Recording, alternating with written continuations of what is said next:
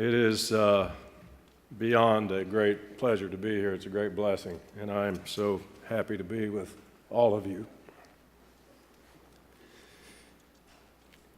David and I became friends early in our careers, and always a very serious person, thoughtful, calm, disciplined. He really didn't fit in our group very well, quite frankly. But we were patient with him. And we soon learned that David Rainbolt was a man of significant substance. Always very encouraging of those around him, supportive of those around him, empathetic to people he cared about. And we also finally grew to appreciate his Pottawatomie County sense of humor. Took a while, still working on that. But it was truly no surprise to any of us to see the path of his success. It was in the cards from the beginning. David, with his father, Gene, and a remarkably gifted management team,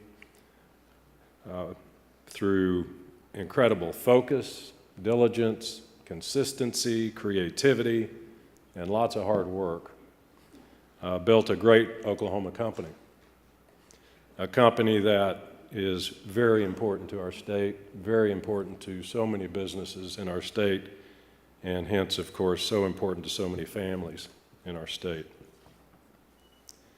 He has been equally committed to his role as a civic leader and his civic engagement. I have thought about David for some years that if he had not been a banker, he'd have been a really good judge. He is eminently fair. He demands facts and correct information. He's very clear in his conversation and in his discussion. He analyzes carefully and thoughtfully, and he comes to very sound conclusions. And he doesn't take shortcuts in this. This is part of a very methodical approach to business, relationships, and certainly his civic engagement. Always working to find a better path for the greater good for all of us, even in many times when it may not have been in the best interest of the bank, or he may not have necessarily personally agreed. But if it was the greater good, and if it was the better part of the consensus, that's where he was going to be. He has provided leadership to countless organizations that you've read about and know about. I personally was especially impressed with his leadership of both chairman of the State Chamber and chairman of the Oklahoma City Chamber.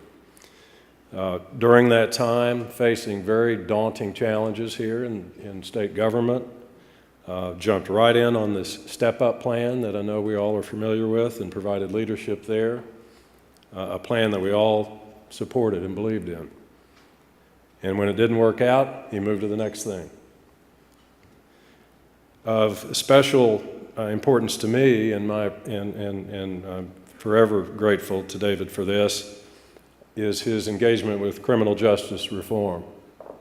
Not a standard chamber business, not something we do at chambers day to day. We focus on economic development and pure job creation and metrics of the economy. But David quickly understood criminal justice issues, understood the importance of taking care of families, taking care of people who should not be in jail, but for their inability to pay bail and money. Mothers that were incarcerated, leaving children in difficult situations. He jumped right on it, and he himself introduced our platform at a meeting 3 years ago in Oklahoma City, and the progress has been terrific. But of course, his most valued role is that of a family man, a cherished son, a close and special brother, a caring and loving husband, and I've seen it, one of the all-time great dads. And now some real great daughter-in-laws, too. Kim and the boys, always his first priority. Coaching, attending games, events, hunting, fishing, trips. There's no place he would rather be than with his family. A man of granite integrity, the highest moral character, and indeed an Oklahoman who loves this state with all his heart.